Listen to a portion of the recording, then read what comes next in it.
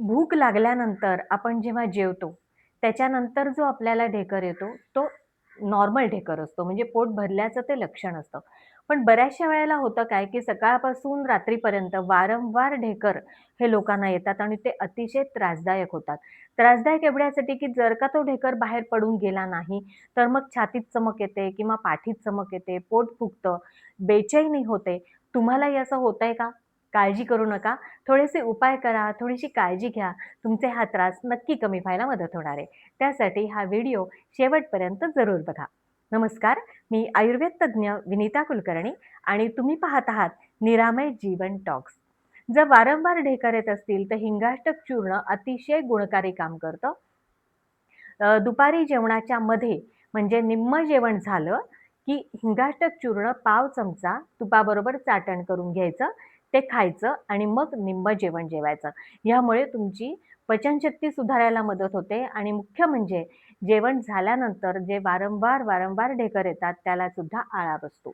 जेवताना गरम पाणी प्या. त्याने सुद्धा गॅसेस जे फॉर्म होतात ते होणार नाहीत. जेवणाच्या नंतर भाजलेला ओवा आणि बडीशेप जरूर खा. त्याने तुमचं पचन व्यवस्थित होणार आहे आणि ओवा हा सुद्धा गॅसेसना प्रतिबंध करतो.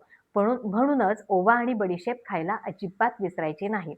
ज्यांना वारंवार हा त्रास होतो म्हणजे 5-6 वर्षांपासून सातत्याने हा त्रास ज्यांना आहे, त्यांनी ओवा, जिरं, हळीव आणि मेथ्या हे 4 घटक मिक्सरमधनं काढायचे, एका बरणीत भरून ठेवायचे.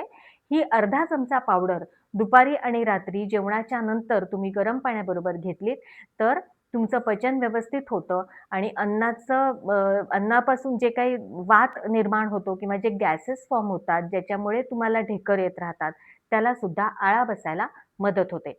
याच्या जोडीला तुम्हाला आसनं पण काही करायची आहेत. पवनमुक्तासन आहे, त्याच्यानंतर वज्रासन आहे, बालासन आहे, अर्धमत्स्येंद्रियासन.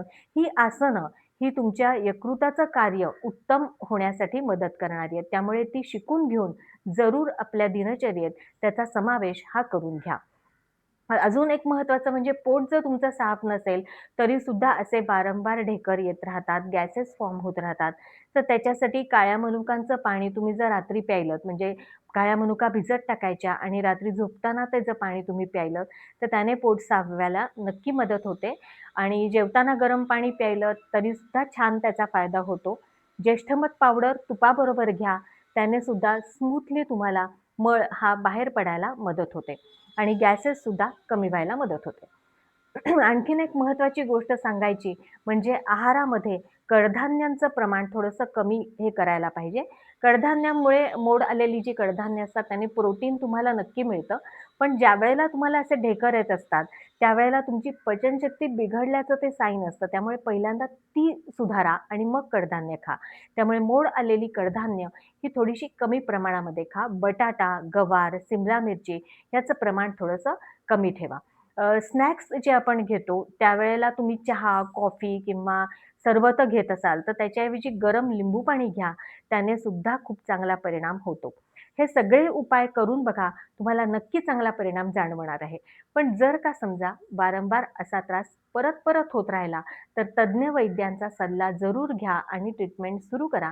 कारण आयुर्वेदामध्ये शंखवटी, प्रवाळ पंचामृत अशी अनेक चांगली औषधं या आजारावरती आहेत, या लक्षणावर काम करणारी आहेत. त्यामुळे त्याचा उपयोग हा योग्य मात्रेत करणं अतिशय गरजेचं असल्यामुळे तज्ञ वैद्यांचा सल्ला जरूर घ्या आणि आपली तब्येत उत्तम ठेवायचा प्रयत्न करा. माझा हा व्हिडिओ तुम्हाला जर आवडला असेल, तर नक्की सबस्क्राईब करा, लाईक करा आणि शेअर करा. धन्यवाद.